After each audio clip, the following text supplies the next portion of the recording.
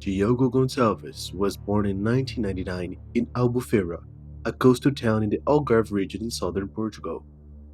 He was described as a young man who liked to stick to his routine and always stay close to his friends and family. Diogo came from a humble family and tried to improve his life by studying and looking for new income alternatives.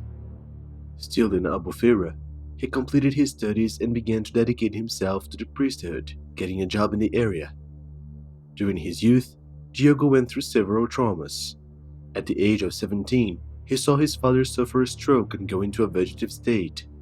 His mother, with whom he was very attached and the main person responsible for encouraging him in his studies, was run over on her way to the commercial center of the city, where she worked with cleaning. The driver didn't help, and she died at the scene, abandoned. From then on, Diogo went to live with a maternal aunt with whom he did not have a good relationship. After a while, he rented a room at one of his friend's parents' house where he could feel more comfortable. During this same period, Diogo had gotten a new job at a hotel. There, he met Maria Moveiro, a 20-year-old girl who worked as a security guard at the place. Maria, like Diogo, also came from a low-income family. Her mother suffered from some mental conditions, while her father had abandoned the family when Maria was very young, and she barely remembered him. According to people close to her, Maria appeared to be a calm and patient person. She liked to practice martial arts and had a dream of joining the police, but she ended up being rejected because of a tattoo. Diogo began to be interested in Maria since he met her, while the young woman had a colder relationship with him. She didn't show much interest, but she didn't completely dismiss him either. According to a mutual friend of the two, Maria always said that she and Diogo were just friends. Diogo had already told that same friend that Maria liked him and that she only asked him to be patient because she had just gotten out of a troubled relationship with a boy who was assaulting her. For this friend, it was clear that Maria nourished Diogo's hopes even without having much interest in him. Fabio Costa, the young man's best friend, reports that he was really in love and obsessed with Maria, and that he even refused a good job offer in the city of Lisbon just to stay close to her. Also, according to Fabio, Diogo did everything to please Maria, taking her out to different places. The two were always together, as if they were really lovers, but nothing happened physically between them. That's because, as I already mentioned, Maria would have said that she just wanted to be friends with Diogo for now, as she had just gotten out of a troubled relationship. However, after a while, Diogo believed he had discovered the real reason why the girl rejected him. He found a video on Facebook of Maria, in which she appeared kissing another girl on the mouth. Diogo's best friend, Fabio, told him that some girls used to kiss their friend on the mouth, and that maybe Maria wasn't a lesbian, and that he would talk to her before drawing any conclusions. Despite all the bad things that happened in his life, Diogo always remained optimistic about the future. In 2020, at the age of 21, the young man had several projects and felt that things were really finally working out for him. However, his life would be tragically taken in a crime that shocked Portugal. In the previous year, more precisely December 2019, Diogo received compensation for his mother running over that occurred 3 years earlier in 2016. After a financial agreement with the insurance company of the person responsible for the accident, Diogo was paid 70,000 euros.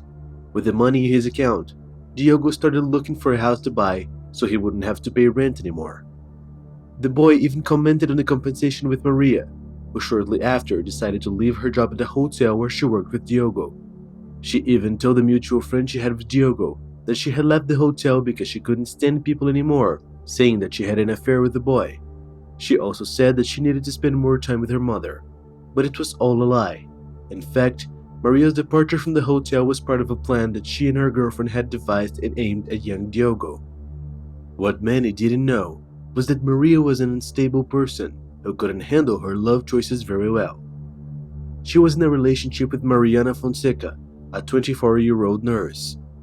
The two had lived together for about a year at Mariana's parents' house, as they didn't have money to buy their own place. They were looking then for a way to achieve financial independence to continue their lives together. From there, Diogo ended up becoming an easy prey for both of them. Maria and Mariana began to think of a way to steal the boy's money, get rid of him, and get away with the crime. They then went on to watch the series Dexter, which tells the story of a serial killer who kills criminals whose justice has not been able to arrest. On March 20, 2020, Diogo asked a colleague to switch shifts with him at the hotel, as she had a date with Maria. Hotel staff reported that Diogo was quite happy and nervous at the same time. The young man probably thought that Maria would finally give him a chance, even more so since the idea of the date came from her. The two agreed to meet at Diogo's house. He prepared lunch for them while Maria was in charge of the drink. She took orange juice to accompany the meal and put 3 ampoules of diazepam in the drink to dope the boy. The medicine had been stolen by Mariana, Maria's girlfriend from the hospital where she worked. After that, Maria pretended to be interested in Diogo and began to seduce him. She placed him on a chair in the middle of the room and told him to close his eyes, then tied him up. She kept the young man tied up and waited for the medicine to take effect. However, the drug didn't have the desired effect, probably due to the improper dissolution. It lost strength and was not enough to sedate Diogo. Seeing the situation get out of hand, Maria asked for support from her girlfriend who had been waiting for her in a car outside the whole time. Diogo was confused. At first, he didn't understand what was happening. According to sources, the boy asked the two to release him and became increasingly agitated. Maria ended up getting annoyed and applied a rare naked choke on Diogo. The boy managed to free himself and try to fight, but ended up being suffocated by the young woman. With Diogo dead, Maria and Mariana searched the boy's house in search of his bank password to gain access to the money. They managed to find it. However, the bank didn't allow withdrawals of more than 400 euros a day. Therefore, they decided to use Diogo's cell phone to make a direct transfer of a larger amount to the account of one of them. For this, they cut the boy's thumb with the intention of using it to unlock the cell phone and release the financial transaction. According to them in a later statement, they said they saw it in a movie and were surprised when it worked. After gaining access to the money, the two began to separate the body parts with a cleaver. They then put the parts in a garbage bags and left it in the trunk of their car. Despite leaving several traces of the crime, the two were convinced that they would never be discovered. After the crime and with access to the victim's money, the two went shopping. They continued with Diogo's cell phone and finger to have access to his social network in an attempt to outwit his disappearance. They sent messages to the young man's co-worker posing as him, saying that he would not be going back to work because he had met a girl from France and was moving there. João, Diogo's boss, found this sudden change strange. He knew that the boy was responsible and that kind of attitude did not match his personality. The man then decided to call Diogo in an attempt to talk to him directly, but he had all his calls refused. By message, the young woman who pretended to be the boy said that he was not in a position to talk on the phone, asking that communication be only by text messages. João replied to the message, saying that it was all very strange and that he would only continue the conversation if his call was answered. 2 days after the crime, Maria and Mariana realized that the idea of simulating Diogo's change of country had not worked out. The two then decided to get rid of all the victim's body parts. Maria took Diogo's car and started driving towards the village of Sagres. Mariana was right behind in another car. Upon arriving at the scene, the two threw body parts and the victim's cell phone from a cliff overlooking the sea. Afterwards, they went near an old fort where they abandoned the victim's car. Their intention was to make people think that Diogo had taken his own life by jumping off the cliff. The following night, the two went to the Tavira area and threw the remaining parts of the boy's body in a thicket. Diogo's car was found by people who realized that it was abandoned called the authorities. Police soon began searching for the young man nearby and found parts of a body under the rocks below a cliff. They suspected that it could be the young man, but it was necessary to make the identification first, which was later done and confirmed that it really was Diogo Gonçalves, 20 years old. The cruelty of the crime drew attention, mainly because the victim was a quiet boy, on good terms and without enemies. During investigations, the police discovered that Diogo had received a good amount of money due to compensation. Soon, they suspected that this could be linked to the crime, and whoever the perpetrator was aimed to gain access to his money. It didn't take long for the police to reach the two responsible for the crime, as there was a transfer of a considerable amount of money from the boy's account to the account of one of them. When they were caught, Maria tried to justify herself, saying that Diogo assaulted her and tried to abuse her, and for this reason she later killed him to get revenge. She also said that this happened at the time she worked at a hotel with the boy, and that was what motivated her to leave her job. However, telephone records show that after Maria left her job, her contact with Diogo intensified and she became increasingly close to the young man. Of course, her intention was to have the boy's confidence to be able to put her plan into practice, but the fact that she kept in touch with him in a friendly way made this version of hers to be denied.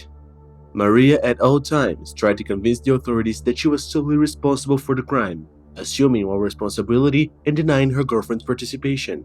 But Mariana, Maria's girlfriend, refused to remain silent and decided to make statements, further complicating the situation of the two, since according to Mariana herself, Diogo never assaulted, much less tried to abuse Maria.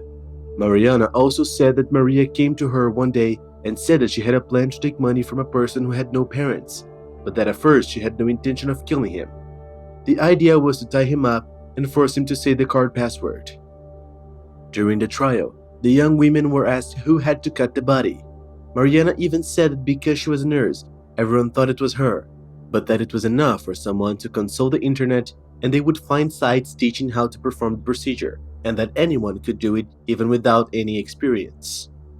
Maria reinforced this explanation, saying that her girlfriend only helped with the lighting of the place and that she took care of everything else.